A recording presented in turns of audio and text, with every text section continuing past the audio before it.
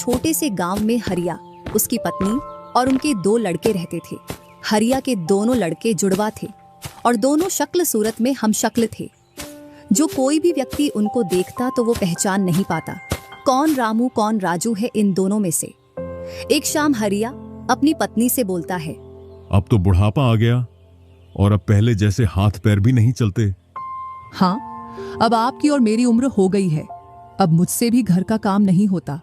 क्यों ना रामू और राजू के लिए सुंदर लड़कियां देखकर उनकी शादी कर दी जाए। हाँ भाग्यवान, तू बोल तो सही रही है, लेकिन मुझे रामू की फिक्र है क्योंकि उसे काम में आलस आता है और वह कैसे अपना गुजारा कर पाएगा। बातें करते करते दोनों सो जाते हैं।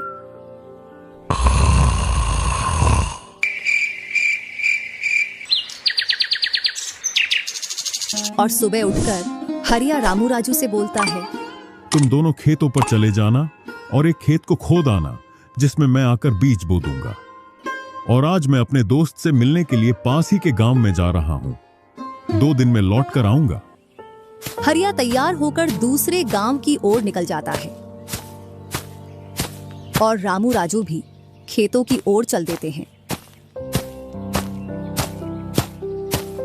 दोनों खेतों में जाकर काम करने लग जाते हैं। रामू ठहरा कामचोर। वह थोड़ी देर काम करने के बाद एक पेड़ की छांव में जाकर लेट जाता है। इधर राजू को सुबह से शाम हो जाती है और वह आधा खेत खोद देता है।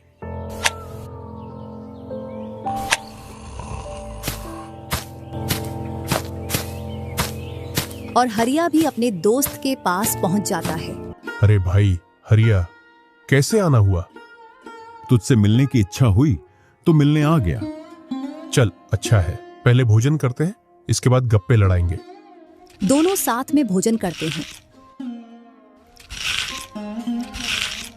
हाँ भाई हरिया, सुना सब कुशल मंगल? हाँ भाई, सब कुछ कुशल मंगल है। अब तो तेरे दोनों लड़के शादी के लायक हो गए होंगे। हाँ, दोनों शादी के लायक हो गए हैं और खासकर मैं तेरे पास इसीलिए आया हूं कि कहीं दोनों लड़कों के लिए लड़कियां देख आऊं। वैसे अपनी भी 2 बेटी हैं और दोनों खूब होशियार और चंचल है। अब दोनों की भी उम्र शादी के लायक हो गई है। अगर तुझे कोई एतराज ना हो तो क्यों ना इस दोस्ती को रिश्तेदारी में बदल दी जाए। इतना सुन हरिया बड़ा खुश होता है। जब वह दोनों लड़कियों को देखता है तो दोनों बहुत ही सुंदर थीं।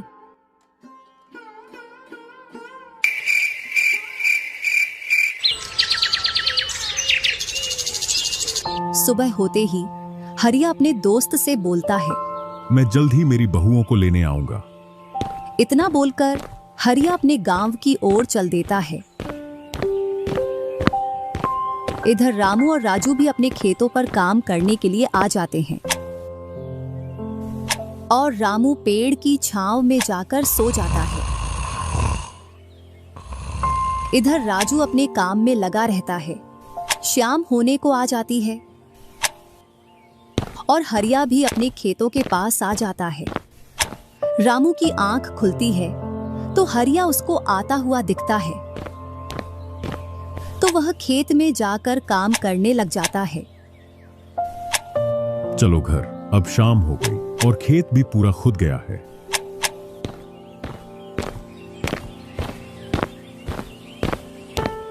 तीनों साथ में घर पहुंच जाते हैं।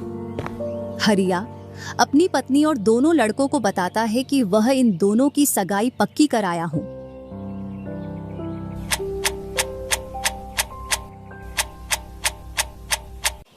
और वह कुछ दिन बाद दोनों का विवाह कर देता है। ऐसे ही कुछ वर्ष निकल जाते हैं।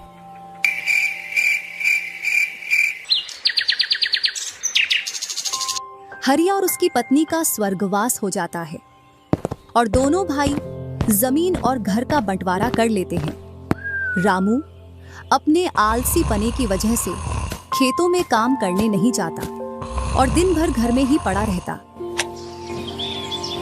इधर राजू अपने खेतों में दिन रात मेहनत करता है, जिससे रामू और राजू की फसलों में अंतर स्पष्ट दिखाई देता है। एक दिन रामू राजू से बोलता है, तूने अच्छा खेत रख लिया और मुझे यह खराब खेत दे दिया। जिससे तेरी फसल अच्छी हो रही है और मेरी फसल कमजोर। कोई ना, अगली फसल पर खेत बदल लेंगे।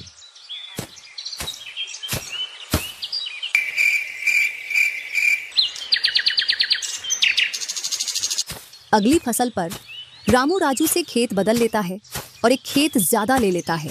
फिर भी राजू खुशी खुशी उसे खेत दे देता है। राजू के हिस्से में जो खेत थे उनमें फिर से वह दिन रात मेहनत करता। इधर रामू कभी काम करता तो कभी काम नहीं करता।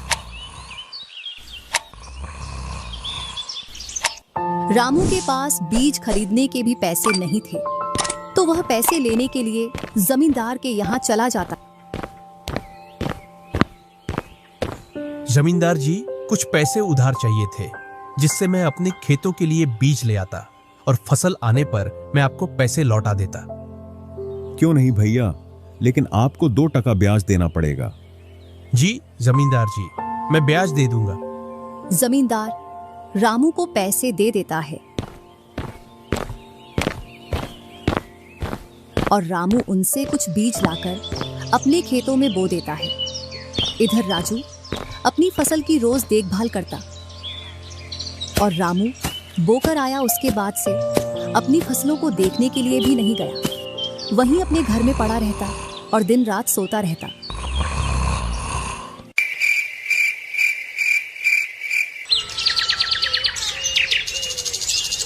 एक दिन जब फसल पकने का समय आया तो वह अपनी फसल देखने के लिए खेतों पर गया और फसल देखकर बोला, अरे इतनी कमजोर फसल!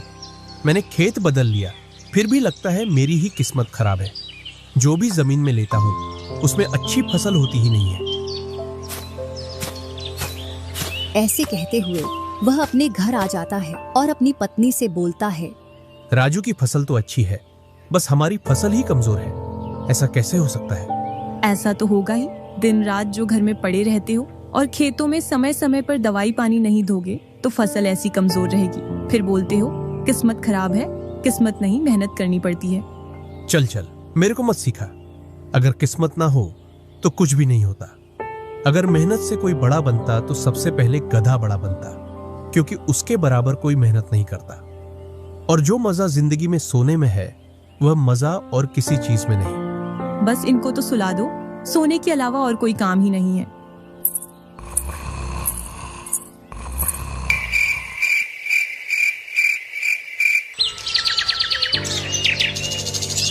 कुछ दिनों बाद जब फसल निकली तो राजू की फसल रामू से दोगुनी निकली, जबकि उसकी जमीन रामू से कम थी। रामू फसल को देखकर बोलता है, इस फसल को बेच कर आऊं या खाने के लिए रखूं? इधर जमींदार जी को भी पैसे देने हैं। अब इतनी सी फसल से कैसे काम चलेगा पता नहीं।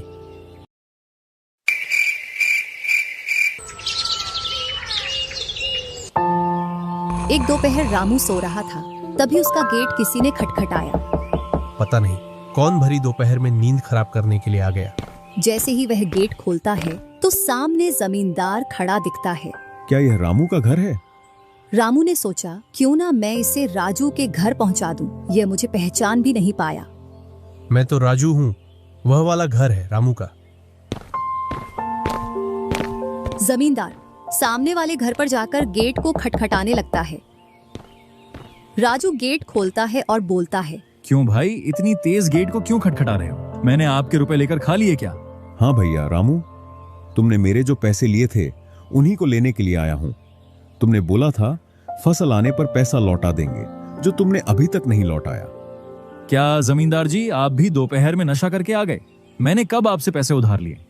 क्या तुम ही रामू हो? नहीं, मैं तो राजू हूँ। रामू तो सामने वाले घर में रहता है।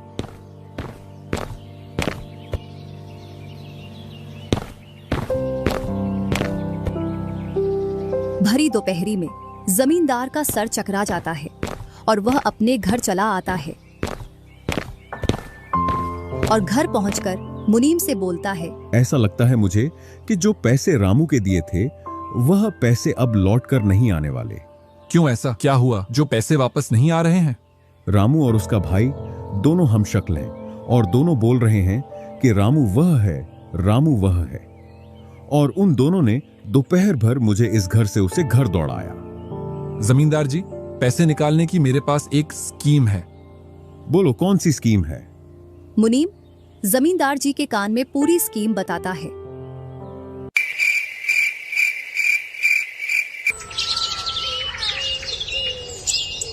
दूसरी सुबह जमींदार, मुनीम और दो आदमी जिनके हाथ में लाठी थी, चारों लोग रामू के घर की ओर चलते हैं।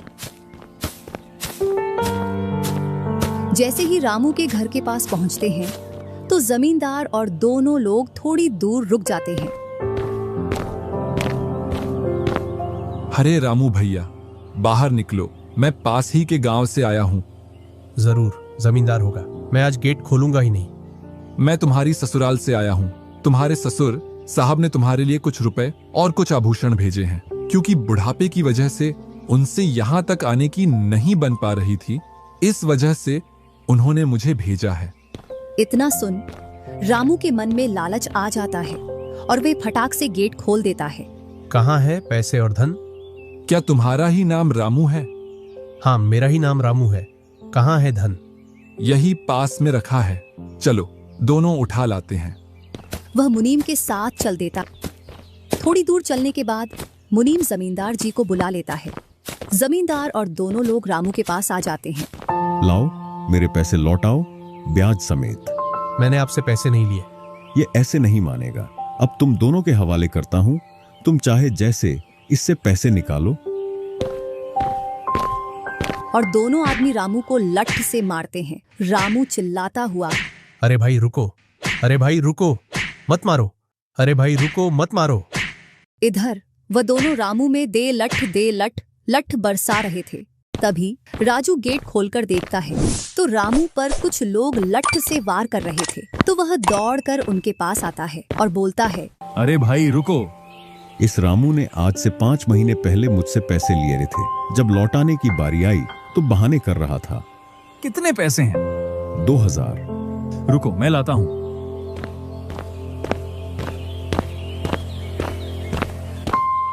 राजू रुपए लाकर जमींदार को देता है और जमींदार और उसके साथी वहां से चले जाते हैं। इधर रामू भी अपने घर में चला जाता है और राजू भी।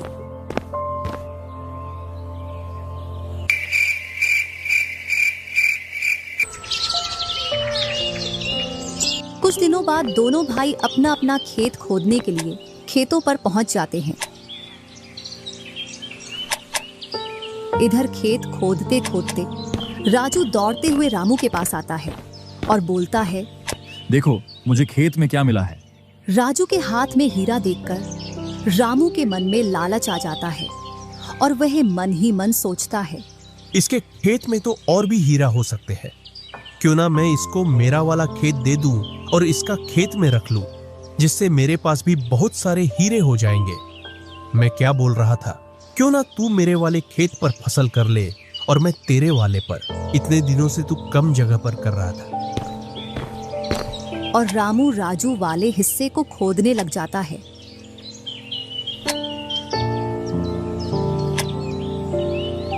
शाम तक पूरे खेत को खोद देता है, लेकिन उसे उसमें कुछ भी नहीं मिलता और थका हारा घर पहुंच जाता है। आज पूरा खेत खोद दिया, लेकिन फिर भी एक हीरा नहीं मिला, जबकि राजू ने खेत का एक कोना खोदा था, उसमें ही उसे एक हीरा मिल गया। अच्छा, आप अगर ऐसे ही मेहनत करते रहे तो एक दिन आपको भी बहुत सारे हीरे मिलेंगे। बातों ही बातों में रामू की नींद लग जाती है।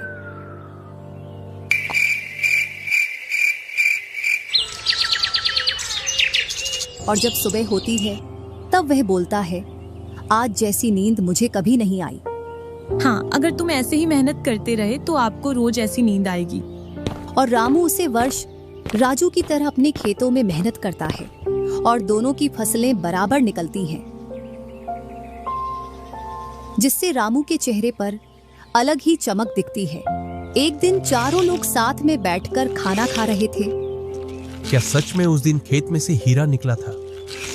हाँ भैया, निकला था ना। जो आज आपके घर में, उसकी वजह से कई सारे हीरे रखे हैं। इतने में ही रामू की पत्नी बोलती है, वह तो नकली था, आपसे काम करवाने के लिए। इसी प्रकार बातें करते करते चारों लोग अपने अपने घरों में जाकर सो जाते हैं।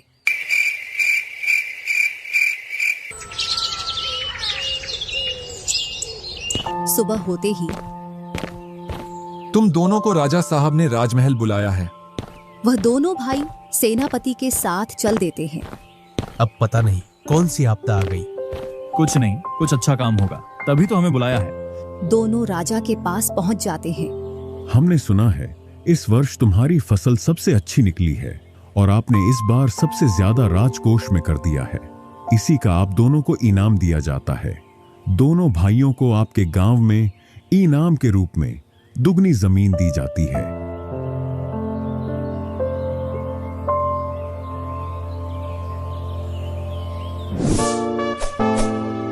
और ऐसे मजेदार दिल छू लेने वाले गाने और कहानियों के लिए सब्सक्राइब जरूर करें।